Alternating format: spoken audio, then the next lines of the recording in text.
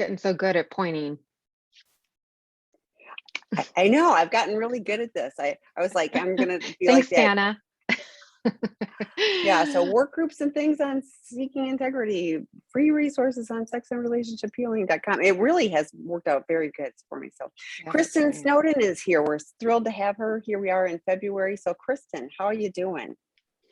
Hi, good morning, everyone, and welcome. Thanks for joining. My name is Kristin Snowden. I'm a licensed marriage and family therapist in the state of California.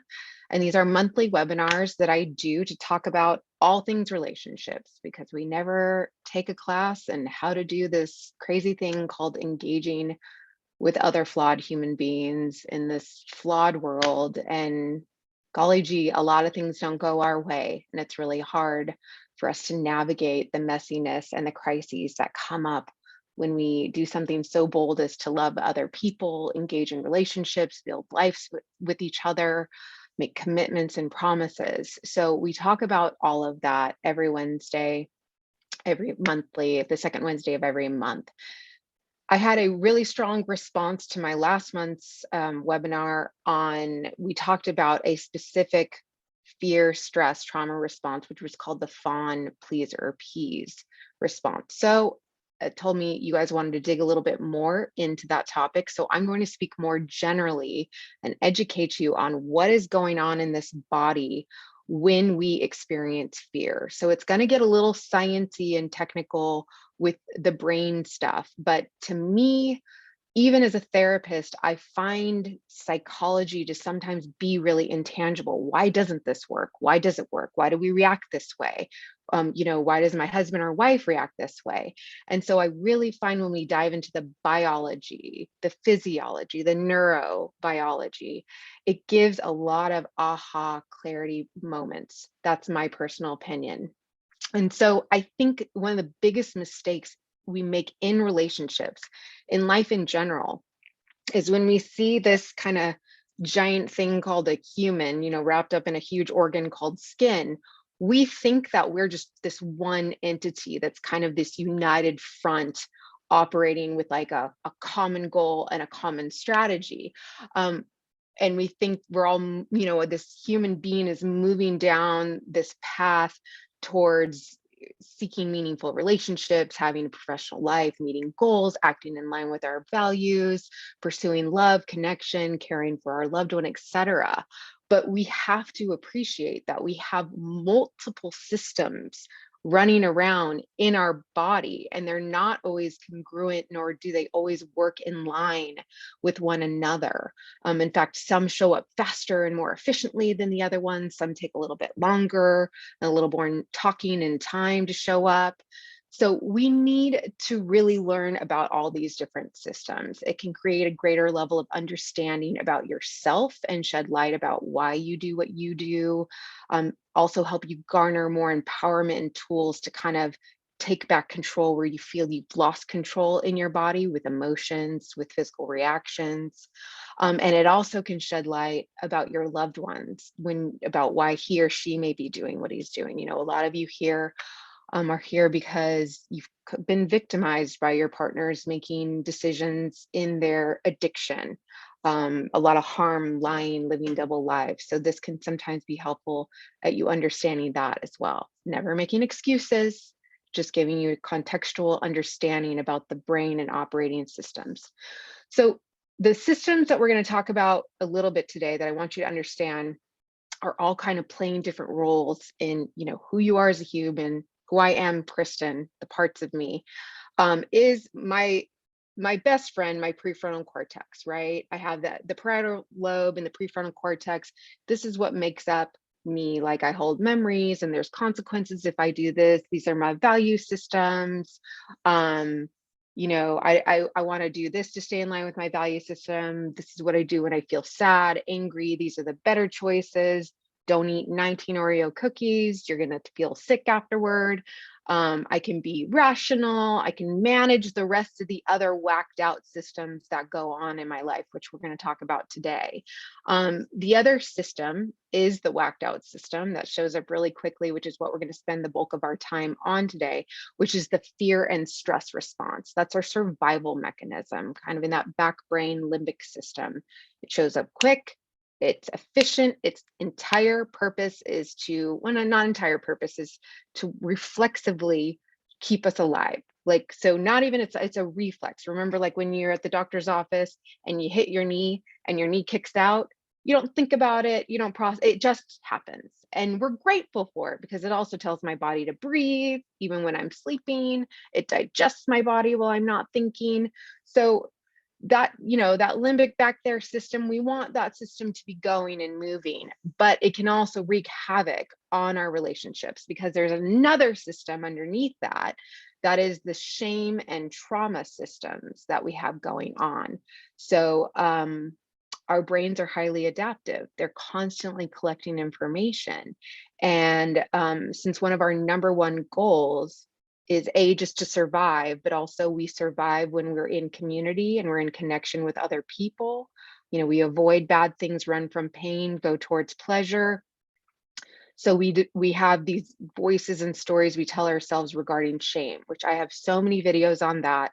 We're not covering that today, but shame informs and can create a fear stress response in our body because to be disconnected from other people, to gain evidence that we're unlovable or we're too broken, or, that bad thing that happened makes me unlovable, not desirable, or he's behaved in this certain way, which is evidence that he doesn't like me or love me.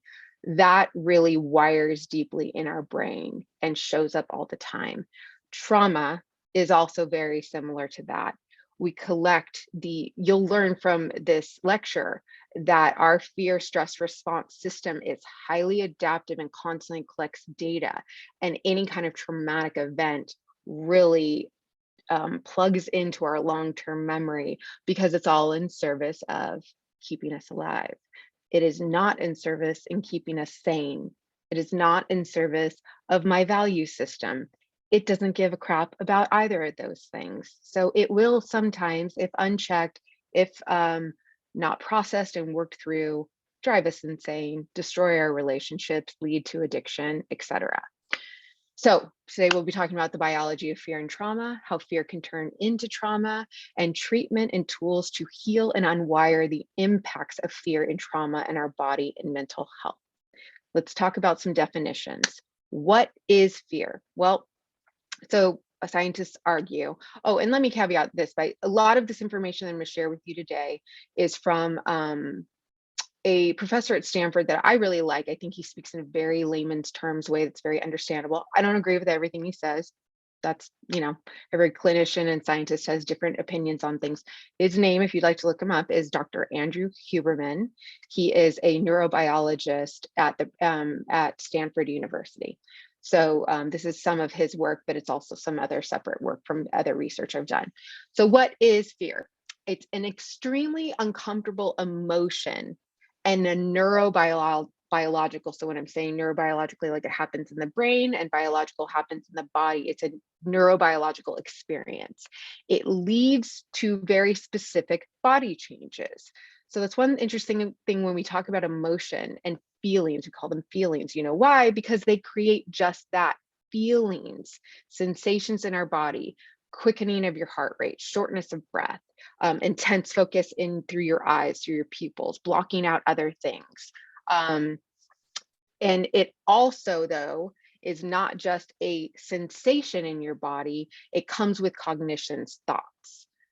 So run away, I feel this, I'm scared, so we also have a emotional feelings, cognitive component as well.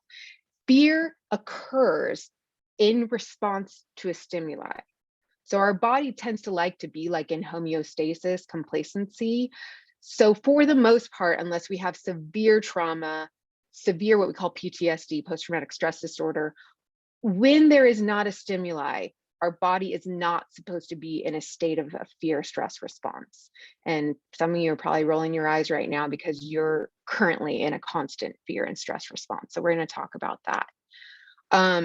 So we want to dissect in this next, 15, 20 minutes about how fears are formed, how trauma is formed, and that you do have power. There's evidence and science behind unwiring, rewiring, and then the key they found is replacing those fear reflexes, trauma responses, with a more empowering memory, experience, sentiment, thought process, etc.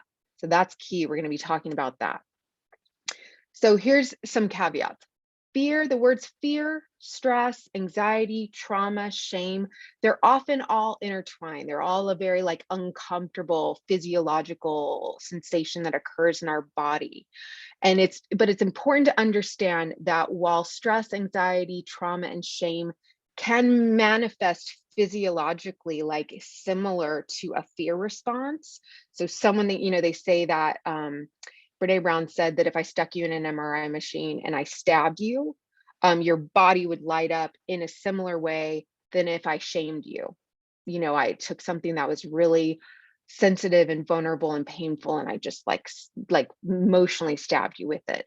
So that's what I'm trying to say here, is that physiologically it might show up.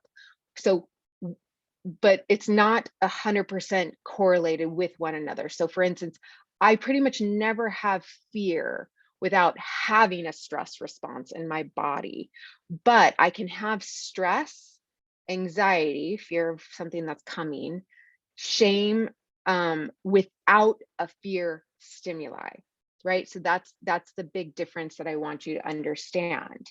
Now, and then regarding trauma is usually comes from a fearful, threat-inducing, scary experience or experiences, right? One experience is acute, so you hear me say that, one experience, or just a short period acute, or long periods, like I was in an abusive relationship, I've had multiple traumas, multiple assaults, things like that. So either a fearful event or complex, fear and trauma over time. And our nervous system records it in our body, in our long-term memory, in a way that can resurface regardless of the threat being present anymore. So that's actually really interesting when you think about it, right? That trauma is any time you're finding yourself having flashbacks, experiencing that heightened heart rate, shortness of breath, that flooding of when you feel like blood is, drawing to your brain, shutting down. We talked last month about the fawn response. That is a sign of trauma, because maybe not maybe just a song is on the radio, or you smell something, or you drive down that street, or the anniversary is coming. The actual stimuli is not there, but it's just general enough that it's been recording in your brain as trauma, and it is coming out without the actual threat stimuli. So you get that difference? Fear is something has to be telling me right here, right now, that I'm in danger in some general way. And then trauma is when it continues to make you feel like you're in danger when the danger is not actually there anymore. So generally speaking, trauma occurs, and I have lots of helpful websites if you really want to understand what trauma is it occurs when you feel like there's a loss of the 4 C's are context, like what's happening, how much longer is this going to be happening, how much longer do I have to be exposed to this? The big one is control and choice. Can I assert any power in this? If the answer is no, if there's more powerlessness, lack of choice, I will be more traumatized from that threat, from that fear experience and connection. That this bad thing that happened to me makes me different from others, afraid to connect with others, disconnected. And we're going to talk a little bit more about the science, the brain, that happens to your brain when you do experience trauma and fear. It's really interesting. Trauma happens pretty much anytime your neurobiology is overwhelmed and you lose power and choice and you're not sure if you're going to survive it, which I love to caveat this, that by the way, don't think a man needs to be holding me up with a gun and I think I'm going to be shot and killed. I tell the people all the time about betrayal trauma.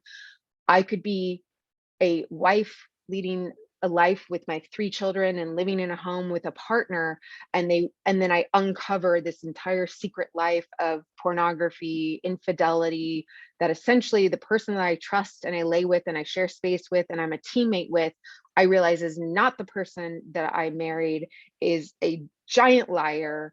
And if they can lie to me or if I can be fooled, then oh my God, what else am I not noticing? I can't trust my instincts. I can't trust anything. And so that is just the same as my entire life, livelihood, family being absolutely threatened. So let's take like liberties and understanding what we mean by threat. And this can again happen short period, acute, or complex. All right, into the brain science. So take a deep breath. Autonomic arousal, autonomic nervous system. This is that survival brain back there that we don't want to lose. It can save us. It can get us to jump out of the way of the car it's quickly read the trajectory and the speed of the car coming at us with the trajectory of how far away the curb is. And it doesn't even need our brain. It kicks our legs faster and gets us breathing deeply and automatically makes us grab, our kids near us and shoves us onto the curb before we can even think or process. It's a reflex. We want it. It's an involuntary system, partly running your survival brain to reflex and move us. But when it is not doing the survival stress response reflex, it's running other reflexive systems in our body. Think involuntary systems, heart rate, breathing, some sexual responses, some sleep responses, digestion, immunity. We want these things. They run. And I always, when I talk about trauma and I mention this, it's really interesting to think, by the way, when you've been exposed to very serious trauma, what starts being long-term physiological consequences, right? Digestion issues, struggling with sleep, struggling with sexual responses, some immunity issues, et cetera, et cetera. They're all tied in. There's 2 branches of the autonomic nervous system, that survival system, that we want you to know about. The sympathetic has nothing to do with sympathy. In fact, it's quite the opposite. Sympathy, you think calming and quiet and compassion. Sympathetic nervous system is the upregulation system. It increases your alertness, it ramps up your vigilance, it gets you fired up. It's what shows up anytime you get some kind of stimulus or trauma reaction that something's bad. Parasympathetic is the down-regulating system. It's calming, anything that when you're not in the state of stress or panic. If you're probably comparing it to the ventral vagal system, which we've talked about, the polyvagal system from Stephen Porges, it would be like, I'm here, I'm present, I'm in ventral vagal, I have the parasympathetic nervous system going on. Then we're going to get a little more techie. Andrew Huberman talks about the Hpa Axis system that's within this autonomic arousal nervous system. Hpa Axis covers 3 really important systems or parts of the autonomic nervous system running as well, which is the hypothalamus to the base of the brain. It's basic, it's primitive. Think of it's the caveman, basic needs. Me thirsty, me want to have sex. No, I don't want to mate with you. Temperature, me cold, me hot, right? Like me hungry. That's the hypothalamus, just basic. Your brain was built from the bottom up. And so these are like your caveman components. We call it lizard brain, all that kind of stuff. The pituitary, which is the releases hormones, because remember, you guys probably heard, if you know stress, you've heard of cortisol, adrenaline, things like that. Cortisol, estrogen, testosterone, that's pituitary glands, is releasing the hormones to signify a bunch of different things. And then the adrenal glands, HPA, hypothalamus, pituitary, adrenal glands, which are adrenaline, as you can imagine, epinephrine, stress hormones. They also, but though they're not just stress, right? They're not just evil. When you wake up in the morning, you get flooded with some of your adrenal glands saying, oh, time to get up, time to move, time to do things, wakes you up, prepares you for action, but also can create extra alertness in you and push you into the stress response. So it's important to realize that these HPA systems can be brief, So really, really quick to come online. They're in the base of your brain, like I said. They're neurobiologically like very accessible, whereas your prefrontal cortex takes a boatload of oxygen, time, energy. Very quick to come online. So it could be like almost a car accident, and you feel that, oh my gosh, and you still after the car accident, you're like, oh, what happened? And you're deep breathing and you feel a tingling in your body or whatever. And then you think later on, right? But first you swerve to miss whatever you saw on the street or something was coming or a person. And it can be fast acting and dissipate very quickly. Or it also has the power to stay fast acting, but also be a lasting component. It can build, this is what's incredible about the HPA Axis. It can build out new circuits. It's a learning system, builds in new circuits of connections. This is bad, this is good, danger. It turns on and off gene expression, they're finding. So again, that goes into like third generation Holocaust survivors. When you're in that constant state of trauma, they're finding there's actual epigenetics of systems being turned on, off, etc. Maybe even that's where some of the addiction that runs into the family, but I don't know about that. But turning on and off gene expression, depending on how the experience lives in our system, right? Is it acute? Is it just a one-time thing like a car accident? It's not a continued problem. Or is it regular, like a 2-year pandemic? And then this, when I was listening to this part, it made me think of some of Dan Siegel's work, where Dan Siegel's work about deciding whether or not the trauma is going to really, F with you, wire in your brain and show up in a really detrimental, destructive way, is he says, was there support at the time of the trauma? Was there a safe place? Maybe this really bad accident happened or this pandemic happens, but is there a safe home to come to where they can talk about their feelings, where they can make sense of what happened, be validated, and then have a story of empowerment afterward? This is how you stay safe. This is what's going on. This is, maybe you can't control this, but you can control this. Things like that. So that's another thing that I think determines how long it's going to be present in your body. The neurobiology and circuits of fear. There's another part that's important to understand. It's the amygdala, and that is your threat reflex. So remember, it's a reflex. If you step on a sharp tack, Dr. Andrew Huberman mentions, if you step on a sharp tack, your foot, without even thinking, lifts up, but not just lifts up, it pushes down pressure on the other foot.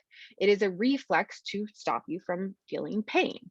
But you have, so just remember that. And there's all these different types of reflex that you feel, like I said, hitting your knee. If you're drinking a drink and something feels funny in your mouth, you spit it out right away, like without even thinking, oh, I'm in a nice restaurant. It's like reflection of, or I even wonder too, it's like when you watch other people throw up and then there's this like desire for you to throw up yourself. These interesting reflexive type things that happen in our body. And ultimately it's in service of your survival. In response to experiencing fear or threat, there's a reflex in your body, an involuntary system that makes you want to quicken your heart rate, in case you have to run away and be fast, intense focus. It blocks out other noises. Accesses energy stores in your, if you have to make quick movement, running, etc.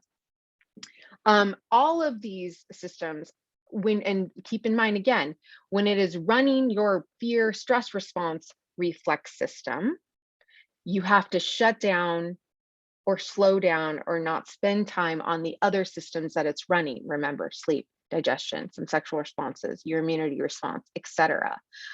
So keep that in mind about, the body keeps score, because it's got to focus on, how do I move in the state of this stressor that's happening? Remember, the 4 stress responses are the fight, flight, freeze, and then the fawn.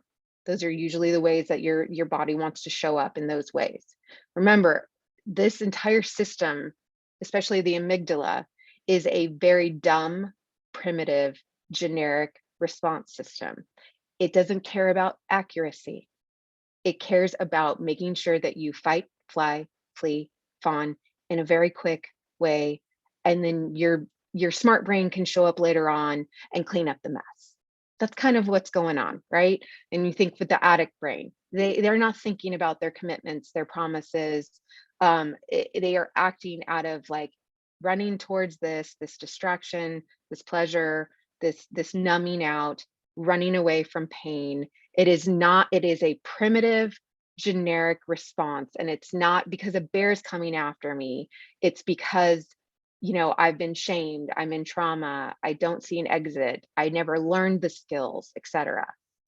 So it doesn't care about your relationship, it doesn't care about who you want to be as a person. It's a reflex to be generally interpreted based on very general, overwhelming stimuli.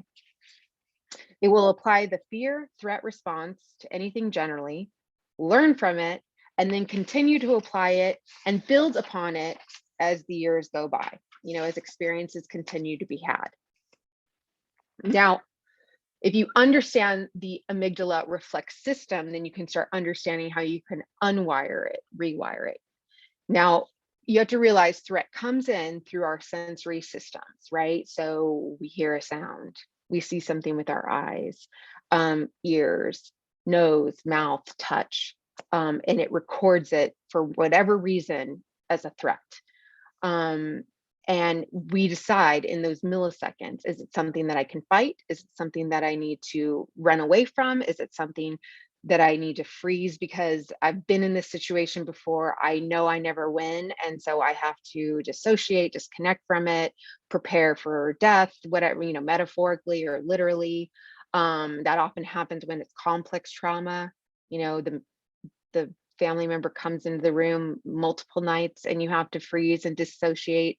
And then the fawn response, that comes from complex trauma too. We've also mentioned when I've talked about my trauma lectures before that the amygdala system also releases those organic opiates. If you've watched my trauma videos before, it talks about it can release natural pain, like analgesics, to kind of prepare you for death, prepare you for the bad thing to happen. Or it also will activate, release adrenaline, epinephrine, norepinephrine to create arousal, right? So you're hearing that fight, flight, freeze. It's giving you all of those things in one package. The triggering of the amygdala complex does not require an actual threat. It can just be a memory, a reflex, not a real thing. Now, because this is where things get interesting. This is, now that you have all that information, here's the hope part. There's another system that's voluntary, so it doesn't come online as quickly, but there is a big player in the fear, stress, trauma, reflexive responses. And that's what we call your top down response, your good old prefrontal cortex, what's going to help you out of all this stuff, get you back to connection with your body, with your community, remind you of who you're supposed to be as a person, remind you of your promises and commitments. It can control or suppress a reflex. So it has a power to trump or replace the trauma. So really, when you think about it, I was trying to think of sometimes when my body was telling me to do something and I was like, no, like this doesn't make sense. So I used to be a lifeguard, diving. I always wanted to jump off the 10-meter. So I wanted to. It's something that I thought would be so cool. I watch people jump off it all the time. It looked really amazing. I got up there and my eyes saw 10 meters is very high. I'm not sure if you guys know that. Didn't look as high from up there. And I had in my head, I want to do this. And so I get to the end and my body's like, hell no, you're not jumping off that like 10-meter. That is scary business. And I had to stop and talk to it for a minute and be like, no, you see people do this all the time. That's just water down there. What's the worst thing that can happen? I jumped off it. Another time my body surprised me is I was walking one time and I had to walk through a turnstile in very close proximity to Shaquille O'Neal. And I know who he is. He's famous. There's a bunch of people around him. But when I walked by him, I came to his waist. And so when this giant body walked by me, you'd think I'd be like, wow, there's Shaquille O'Neal, like famous basketball player. And it was like in the heart of the Laker, like triumphant victory season time frame. I wanted to be like, wow, what a minute.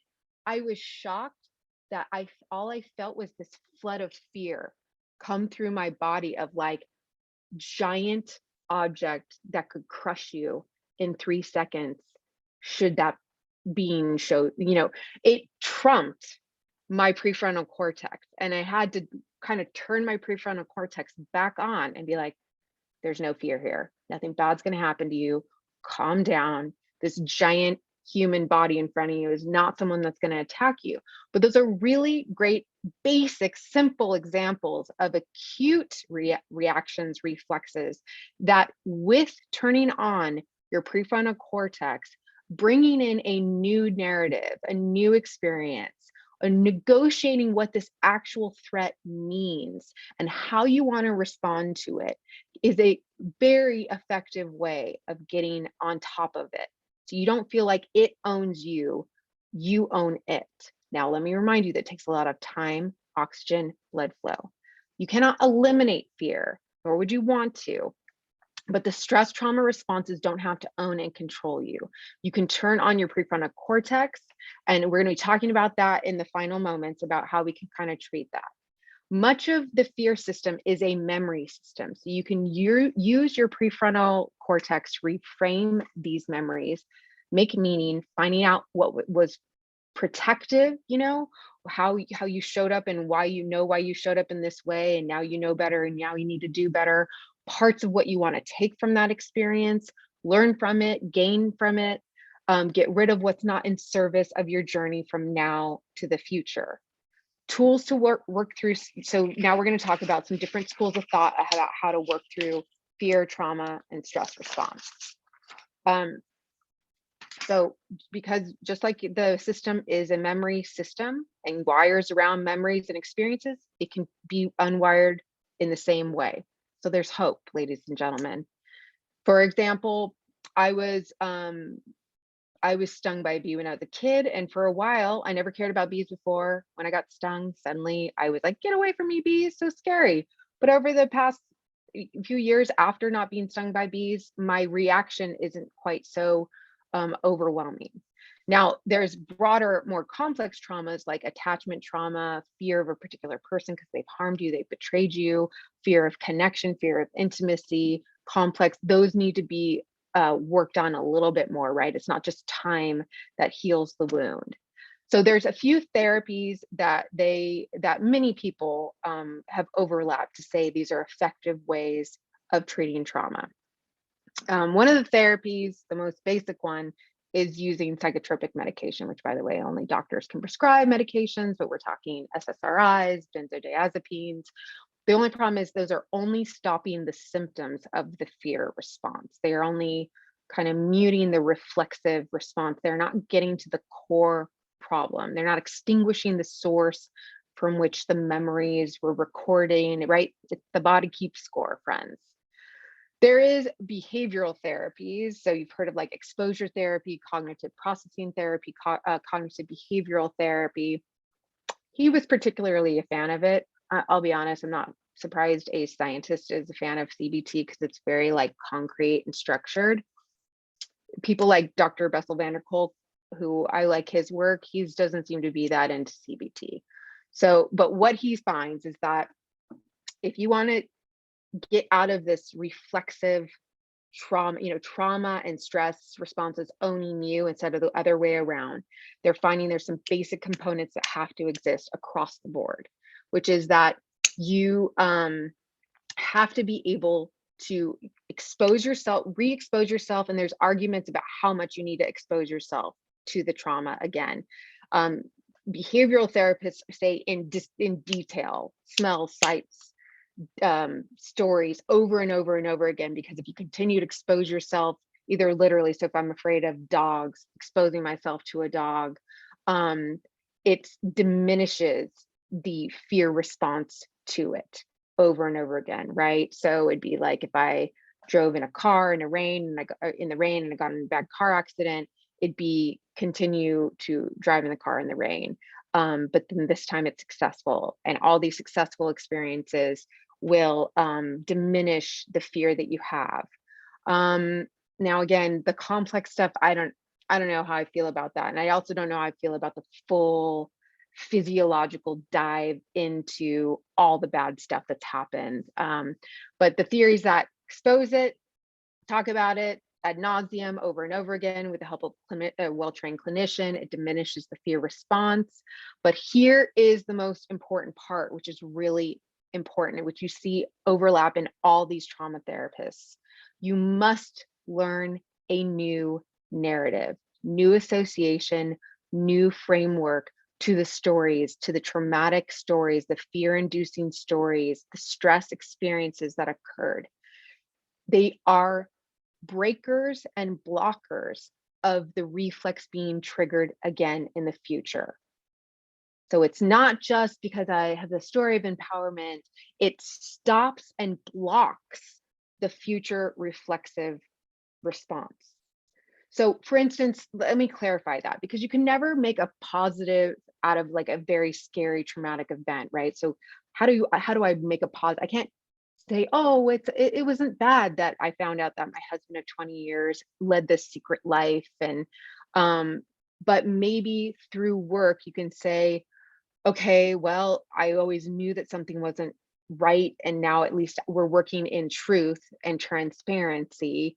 He's healing today, I'm healing today, he's being honest today. We now know everything about each other, and we're growing into a deeper level of intimacy connection. He's staying present for my healing process. I have been able to lean into a great supportive group of other people where I can help them, they can help me, we can be a service to each other. It's kind of lessened my worry and given me perspective about trying new things in life, because I feel like I've been through hell and back already. Like, what's the worst thing that I'm going to happen? That my marriage was, a facade and I was bamboozled for my partner? Like, sure, I can go try a new career now, because it just might lessen your fears and your perspectives of what something's really scary. So that's kind of what I mean by recreating a new framework, a new association, etc. You can never forget about what happened, but you can see ways that our brain has attached meaning, purpose, the ways that you've survived it, how you can stay safe in the future. That's huge for betrayed partners. It's, you may never 100% trust your partner again, but that's why we have to get into disclosures to understand his or her patterning, triggers, the many, M-A-N-Y, many, M-I-N-I, things that lead to relapses. So you can read the signs in the future. You can feel like there's a community that he or she can turn to keep on recovery, that you can lean into, that you can talk things out with. That's the way we block those reflexes and have a willingness to engage with the person that at one point was like the murderer living in my house. So the narrative is one of the most valuable tools to rewire our fear stress responses. EMDR, that's something that I'm getting trained on, and that's a way that they felt like you can reprocess your memories. EMDR does not believe you plunge into the entire recapping of traumatic events. You maybe choose one little memory, one moment. You get into the negative thoughts that you had associated with it, the shame story you have with it. You continue to expose yourself until the disturbance diminishes.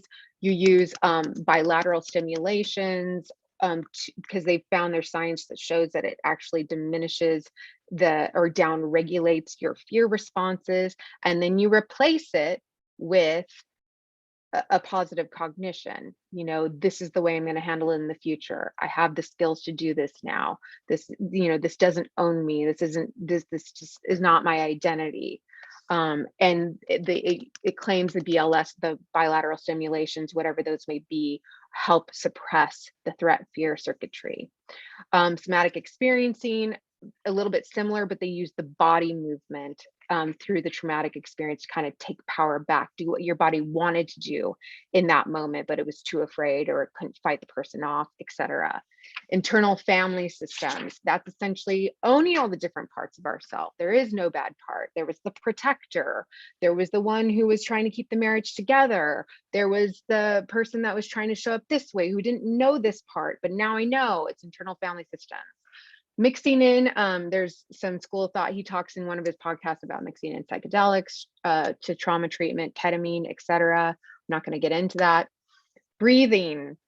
Breathing is free, it's accessible to all, and it's the best system to trick your brain into calming down when it thinks it's dying. He specifically suggests this almost like when you're going through labor, right? That he got into the, the science of it about why that particular breath system works, but it kind of like a little bit stresses your body out through that kind of erratic breathing system. So when you do it several times and then calm down, it like relaxes your body even more. It's kind of that concept, I think, kinesiologically about like when you stretch a really tight muscle, you push it and then you relax it. And then that means you can usually push a little bit farther and then you relax it, right? There's something there about a little bit of stress isn't bad because it allows the relaxation process to happen a little bit more. And finally, a little bit of information about social connection for all of you who are trying to go this alone, which you're here, so you're obviously not going alone, but don't try to go this alone.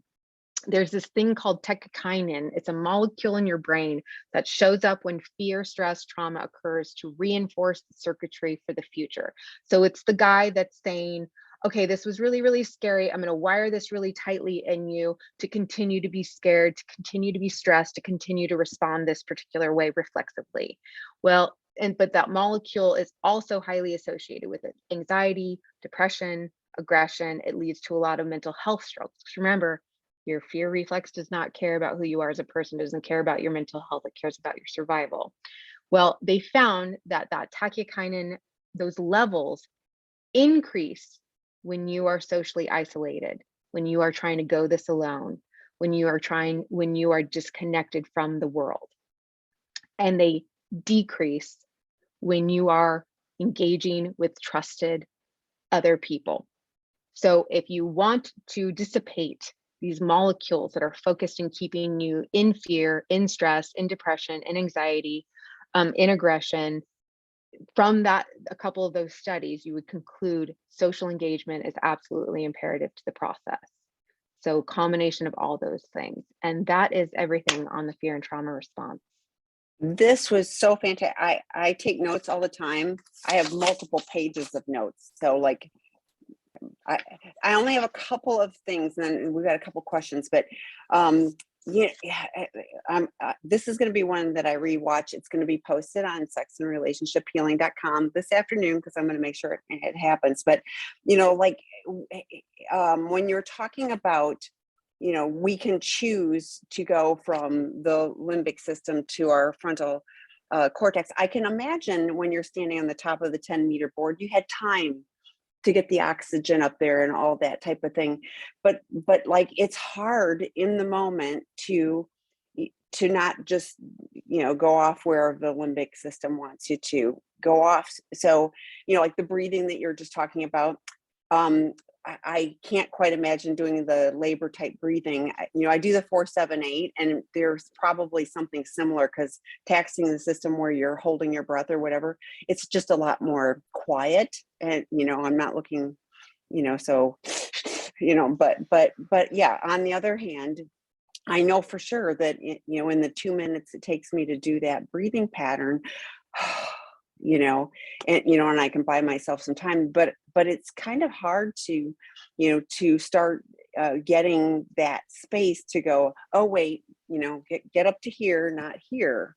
I love, you talked about the EMDR. I find EMDR that was super helpful for me, and some of the issues that I had, where I was reactive, I'm not, and it is partly, the tapping, but it was also, the visualization, having the replacement, you talked about the replacement phrasing, know exactly what those are, like, so, and my brain goes to that. So it really did internalize and replace, the message that was not useful. So, but I'm really glad you took the jump off the 10-meter board and didn't let the fear stop you. That's very cool. So,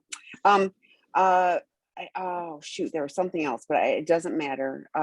Like I said, all of this will be posted on this website. I'll think of it, but we've got some questions. I want to make sure we get to it. Is a person value system absolute or it evolves over time. How do you resolve conflict between behavior during addiction and values? Oh, that was like that was challenging for me, but anyway, so thoughts? Yeah, I mean, I think value systems evolve during time, right? You might believe and feel something really strongly, and then you get married, or then you have children, or then you gain a different level of perspective from a different. In fact, I hope like becoming a more complex person is gaining perspective, being challenged in different ways that cause you to see things differently. That's a growing, more complicated, deeper person. How do you resolve conflict between behavior during addiction and values? Well, I don't 100% know what you mean by that, but one of my biggest things when I'm working with addicts in recovery is I really do some exercises and work. I have some exercises and curriculum I've developed to kind of scratch the surface of someone's value system, their shame voices, who they want to be as a person, not like for fake, not for facade, for trophies, but really as a human, because it's really hard to hold someone to an accountability unless you know what their values and goals and commitments are.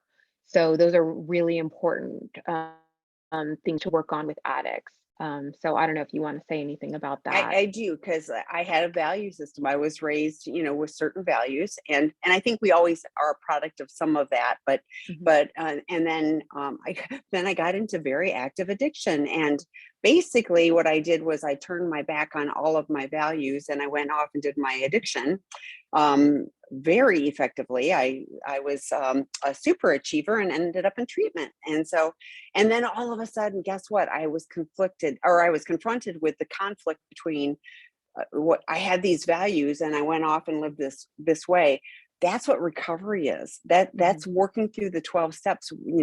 We do our 4 step. We do all of those things, and absolutely have my values, refined.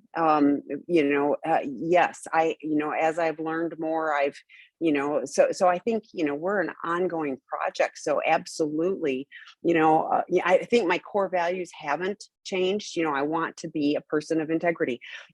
I wasn't in active addiction. I wasn't, but all of those core values haven't changed. But some of the nuances, probably have. But recovery is about realigning and becoming a congruent person, because we Mhm. live very compartmentalized, in addiction, and the shame. The shame keeps Mhm. us from being able to really engage as the true person that we want to be. So Mhm. to me, that's hopeful, though. Okay, next question. What do you do when your essay keeps causing you trauma? He is doing therapy, 12-step. He stays in shame, steps out of shame at times, but not consistently. I know he is not in good recovery. How do I stay safe? I think that's your real question. I realize he has sickness, but what tool can I use to stay in the moment? That's Yeah, really I mean, great I questions. hope Yeah. that this lecture helps you really create a framework or an understanding for what's going on in your body. If someone is not in recovery and they don't say what they mean what they say, they're not keeping your feelings and thoughts and needs in regard. It's hard to feel safe again. So the broader question is, what do I need to do to feel safe?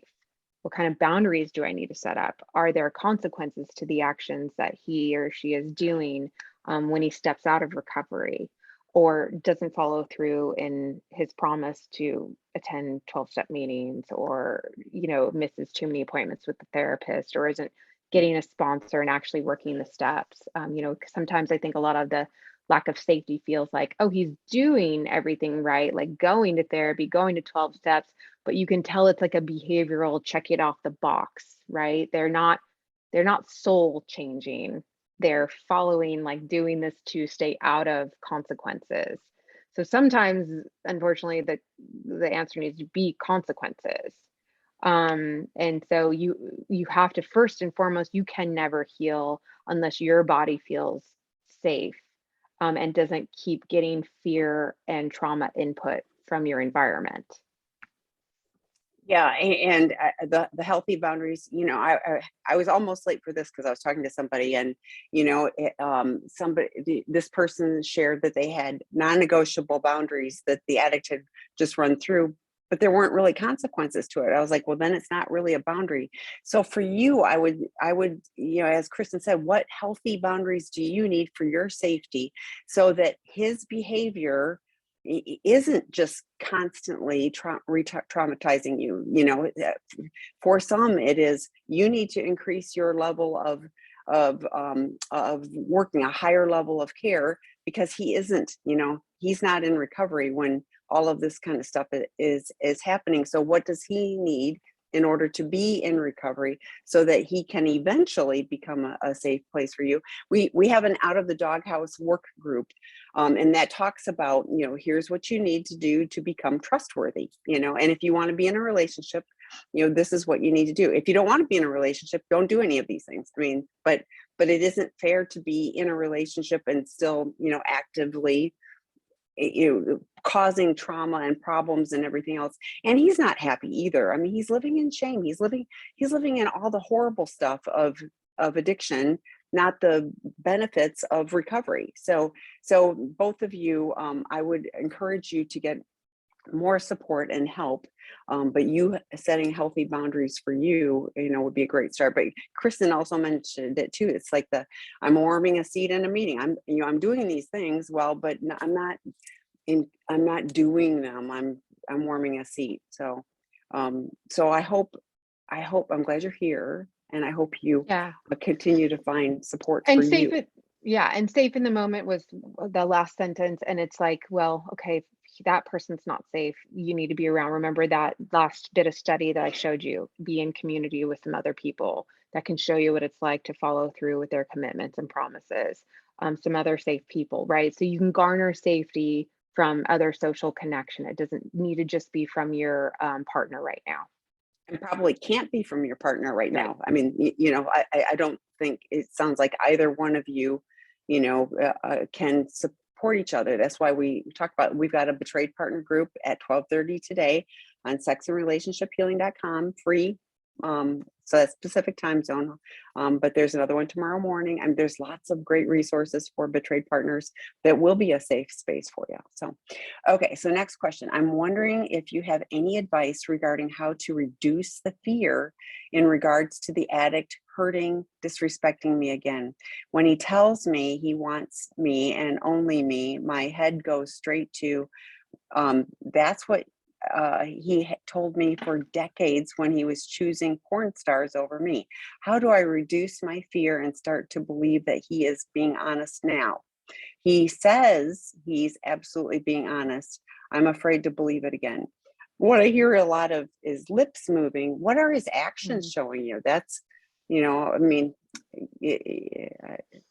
Well, and remember, this takes time. So let's even give him the benefit of the doubt and say that as of today, he is 100% honest. But don't forget, these fears and traumas get ingrained into the brain pretty hardcore. So it takes a really long time to unwire them, or to not have them be so overwhelming to you. And don't forget, yeah, one of the biggest tactics is the narrative or the framework.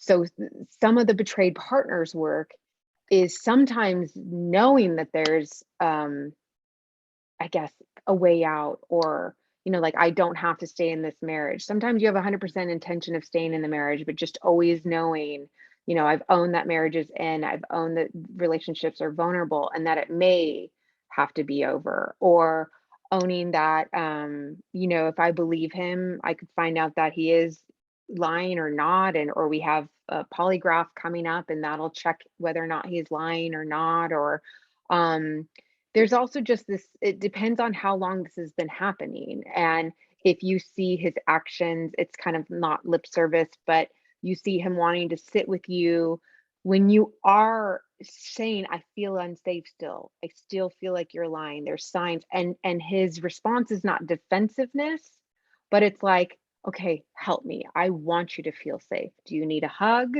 Do we need to talk about this a little bit more? Do you need to check my phone? Do you, like, let's come up with some ideas of ways, like, I feel safe when. And surprisingly, just even when they say that, like, I want to help you feel safe, let's create the list of things that might help you feel safe. Even if it's like, oh, I want to see your phone every day. I want to make sure you're going to therapy. It's just even the fact that they're open to it and not defensiveness that tells your body there's already something different going on. So sometimes that can work. And yeah, you're saying decades. He was lying to you. So that's going to take a lot of time. And maybe he can watch this YouTube or this video and see that it just takes a lot of rewiring, a lot of reframing. That's who I was. I've learned from my mistakes. I'm growing to be a better person now. How can I help you feel safe? How can I help you reinforce that what I'm saying is the truth? What do you need to feel safe? It's a lot of him working to help you feel safe, to be predictable, consistent, trustworthy, kind of you've negotiated and you've compromised. Now it's his turn to negotiate and compromise. Those kind of things lead towards better levels of safety. And, hopefully you're doing a check-in on a daily basis. The Thanos one we've shared on other webinars, but, that's both of you checking in. And so you're going to have kind of a gauge of what's going on. Sometimes the safety is like, I'm so overwhelmed with work or the kids or whatever right now. And so I'm going to be more reactive to any little thing, so sometimes, maybe him helping you feel safe is like, is completely unrelated to looking at his phone or whatever, but you guys doing a check-in, having that communication. And Kristin has used this, and I use this often. The story I'm telling myself, Mm-hmm. when I hear you say, that you love only me and that I'm telling you the truth now, but the story I'm still telling myself is, but you lied to me for decades. So it's going to take me time.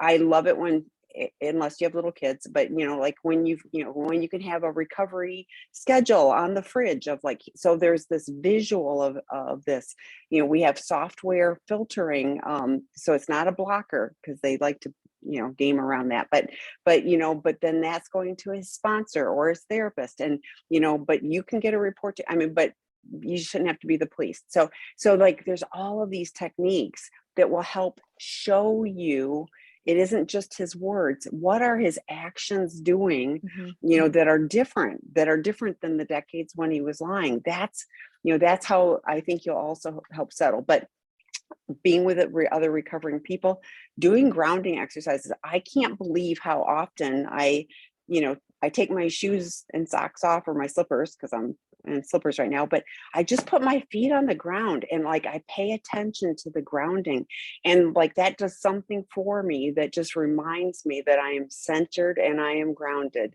and I'm Mm-hmm. okay. And like I can do that, pretty quickly. Some things to help me just be aware of my reality in the moment. And then I think that helps me get some oxygen to this part of my brain, because then it's like, then I can view things in a little different manner, that isn't just the reactive type of Yeah. thing. So but I'm so glad you Like guys are I was here. saying too, narrative is key. What when he is disrespecting or hurting you, what is the story you're telling yourself? What is the narrative? Oh my God, he's lying again. I'm going to get bamboozled again. This is going to be the rest of my life. I'm never going to be Hmm. feel safe again. Or is it, well, I have a consequence and accountability system, and I'm ready to enact it if he continues to act this way. I've communicated to him that when he disrespects me or hurts me this way, this sets us back. These are the ways that I need to repair. It's hard, and again, I talk about boundaries and the shame voices that you push back against when you have needs, when you ask for things to be met, when you show up in the relationship. It's really, really, really scary, because the answer could be, oh, I choose the addiction over you, which is devastating.